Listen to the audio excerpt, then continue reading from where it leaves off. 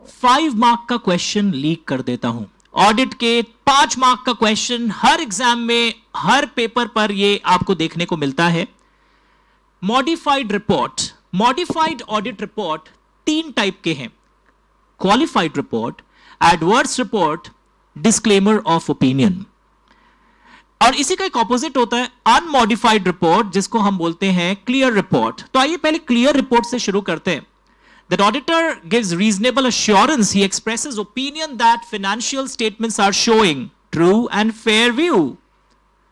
True and fair view शब्द define नहीं है, बट ऑफ कोर्स हम यही इंटरप्रेट करते हैं अलग अलग सेक्शंस के थ्रू कि यस, हम AS इंड AS को फॉलो कर रहे हैं, हम शेड्यूल 3 को फॉलो कर रहे हैं, हमारे यहां कोई material omission, understatement, overstatement of कोई असर्शंस नहीं हुआ है।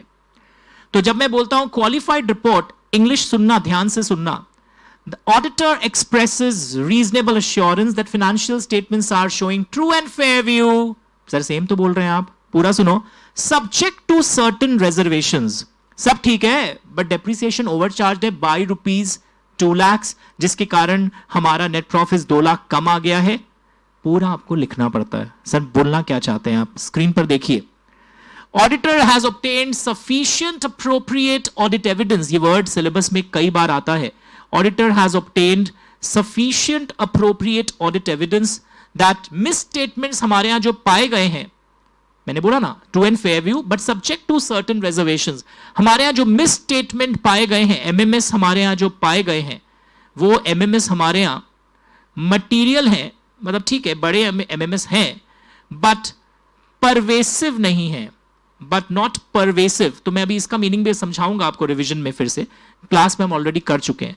इसको लेकर एमसीक्यूज बन जाते हैं कई बार। हमारे एमएमएस मटेरियल है, ये देखते ही लोग है ना एडवर्स रिपोर्ट बोल देते हैं। आपको ये देखना पड़ेगा मटेरियल भी एंड परवेसिव भी।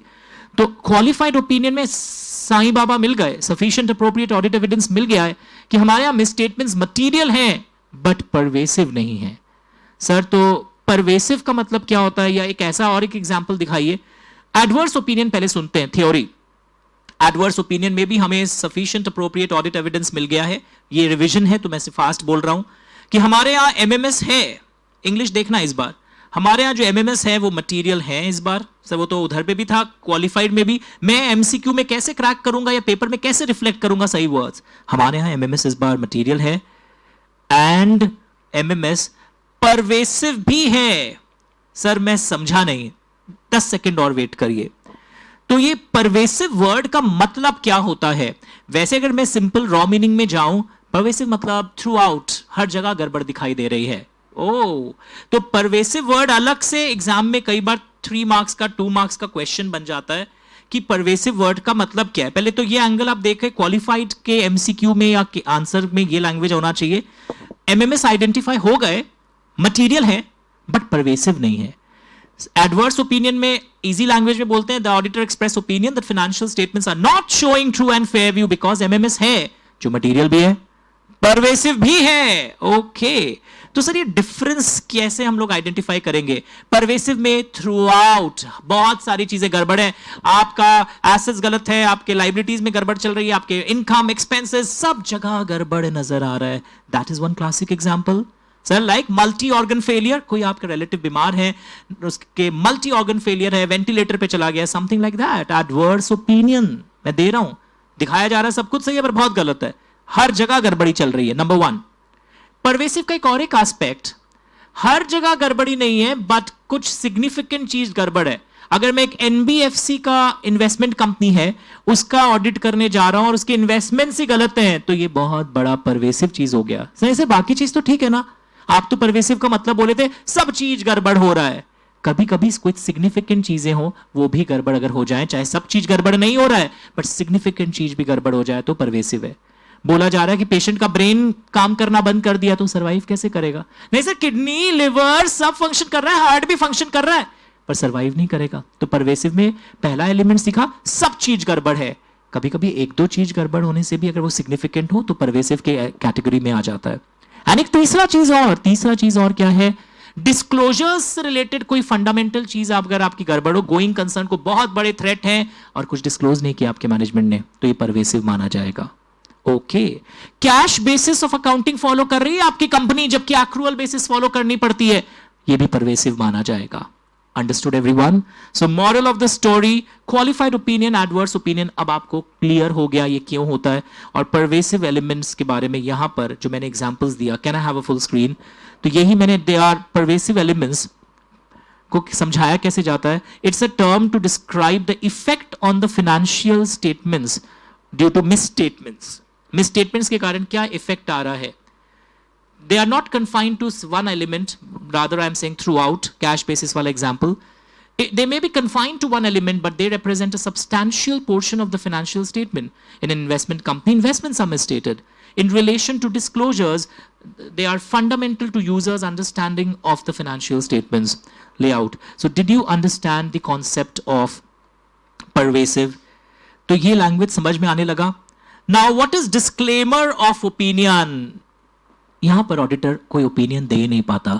इनफैक्ट यहां पर ऑडिटर क्या बोलता है, we could not express any opinion, we were engaged to do the audit but we could not arrive at any opinion because we could not obtain Sai बाबा।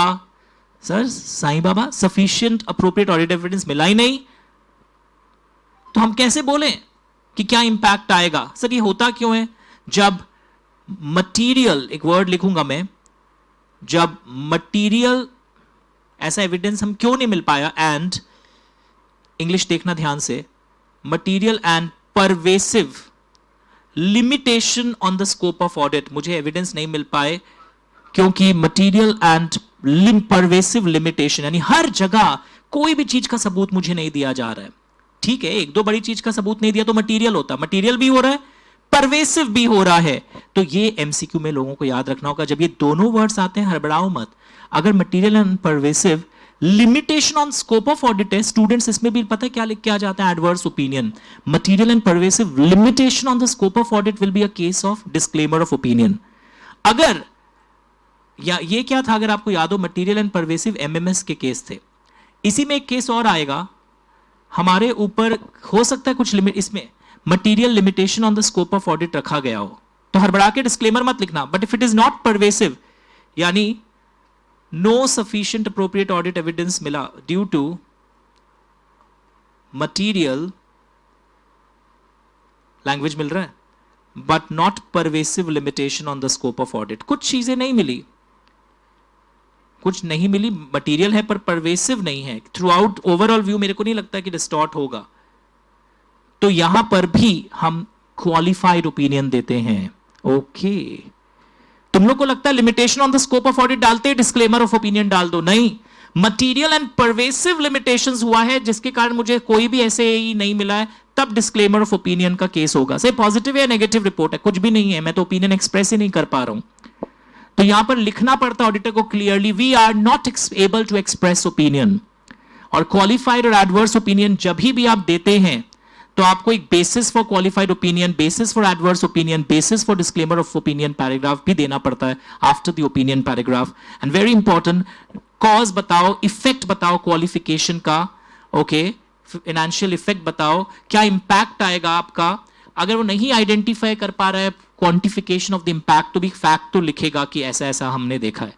तो how to modify the report, that is also explained. Are you understanding everyone? Sir ये एक चीज बता दीजिए, मुझे सबूत मिल क्यों नहीं पाया। मैनेजमेंट कुछ लिमिटेशंस लगा देता है, हालात ऐसे होते हैं, फ्लड आ गया, कोविड आ गया, दैट कैन बी केस, या आपको किसी ऑडिटर की कैजुअल वैकेंसी के बाद अगस्त में अपॉइंट किया गया था, सितंबर में रिपोर्ट देना था, तो टाइमिंग ऑफ ऑडिट ही आपको इतना कम मिला है कि आप काम पूरा नहीं कर पाए। That can be one of the reasons why this happens. MMS क्यों होता है? Incorrect selection of accounting policy. Inventory में आप कुछ लीफो बेसिस सेलेक्ट कर रहे हैं, आप बार बार अपनी अकाउंटिंग पॉलिसीज हर साल रैंडमली चेंज करते हैं, आपके इनएडिक्वेट डिस्क्लोजर्स हो जाते हैं।